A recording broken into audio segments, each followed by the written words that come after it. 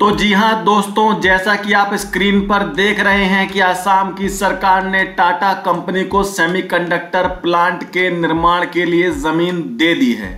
तो शॉर्ट में आपको बता दूं कि सेमीकंडक्टर करता क्या है। ये कंट्रोल और मैनेज करता है इलेक्ट्रिक करंट के फ्लो को इलेक्ट्रॉनिक इक्विपमेंट और डिवाइसेस में। तो अब चलते हैं अपनी खबर पर। तो अब भारत में जल्द ही सेमीकंडक्टर के निर्माण का काम शुरू होने वाला है और भारत में 3 नई सेमीकंडक्टर यूनिट आने वाली हैं, जो कि इस प्रकार हैं। पहली धोलेरा गुजरात में, जिसे कि टाटा इलेक्ट्रॉनिक्स प्राइवेट लिमिटेड और ताइवान की company power chip semiconductor manufacturing corporation मिलकर बना रहे हैं और इसे बनाने की लागत आएगी लगभग 110 बिलियन यूएसडी।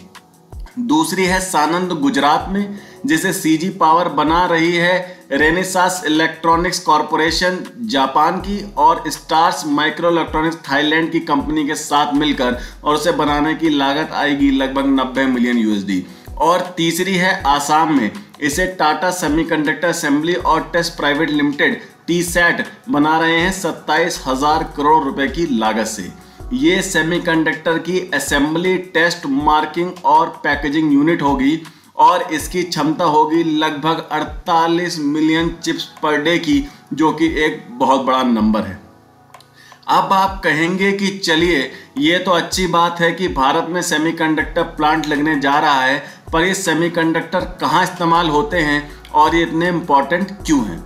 तो मैं कहूँगा कि आप ये पूछिए कि ये कहाँ इस्तेमाल नहीं होते हैं। ये इस्तेमाल होते हैं इलेक्ट्रिक व्हीकल्स में, कंज्यूमर इलेक्ट्रॉनिक्स में, टेलीकॉम में, मोबाइल फोन्स में, इंडस्ट्रीज में, ऑटोमोटिव में, पावर एप्लीकेशन में, डिस्प्लेज में, पावर इलेक्ट्रॉनिक्स में, डिफेंस इंडस्ट्री में, और अगर शॉर्ट में कहूँ तो लगभग हर इलेक्ट्रॉनिक डिवाइस में सेमीकंडक्टर का यूज होता है और उसके अभाव में सभी इलेक्ट्रॉनिक डिवाइस मानो ठप पड़ जाएगी, वो काम ही नहीं करेगी।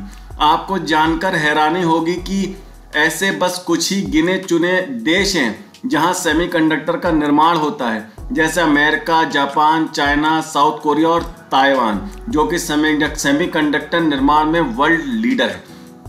अब आप कहेंगे इतना सा छोटा सा देश और वर्ल्ड लीडर, तो आपको बता दूं ताइवान की जीडीपी में लगभग 25% हिस्सेदारी सिर्फ सेमीकंडक्टर इंडस्ट्री की है और दुनिया का जितना भी सेमीकंडक्टर एक्सपोर्ट होता है उसका 50%, जी हाँ 50% सिर्फ ताइवान अकेले करता है दूसरे देशों को।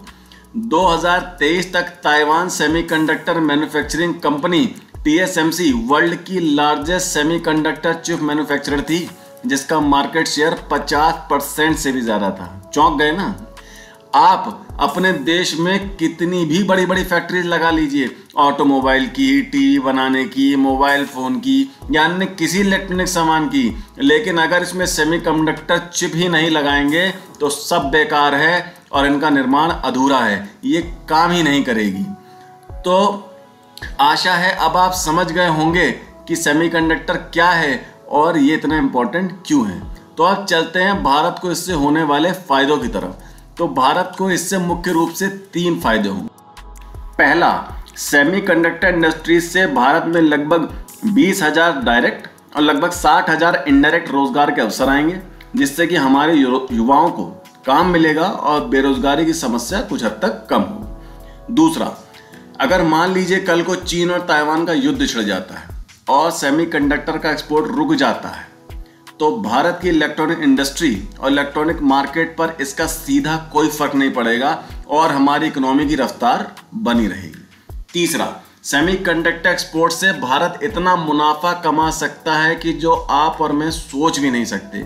जी हाँ, इसमें इतना पोटेंशियल है कि किसी भी देश की इकोनॉमी को रॉकेट की तरह ऊपर ले जा सकती है। और आप लिख लीजिए कि जब भी भारत वर्ल्ड की टॉप 2 या टॉप 3 इकोनॉमी बनेगा, उसमें सेमीकंडक्टर एक्सपोर्ट का बहुत बड़ा योगदान होगा। आज पूरी दुनिया ही निर्भर है इलेक्ट्रॉनिक डिवाइस पर और आने वाले समय में यह निर्भरता हद से ज़्यादा बढ़ जाएगी। तो हम ये कह सकते हैं कि जिसके हाथ में सेमीकंडक्टर की चाबी होगी वही भविष्य में दुनिया पर राज करेगा और भारत अब उसी दिशा में चल चुका है।